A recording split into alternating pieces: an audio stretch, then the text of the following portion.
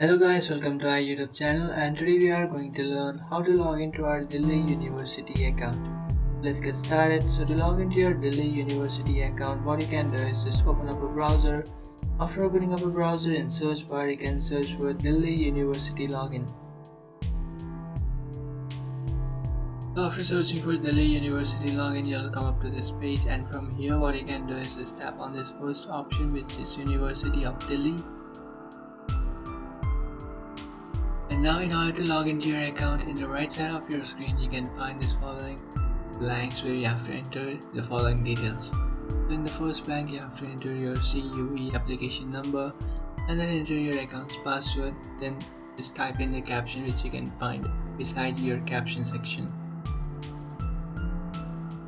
So after entering your application number, just enter your account's password.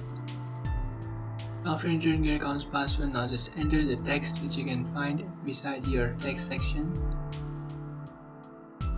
So after entering the text, now what you can do is just tap on login, and after tapping on login you'll successfully log into your account. But if the following text does not work, what you can do is just double tap on the text.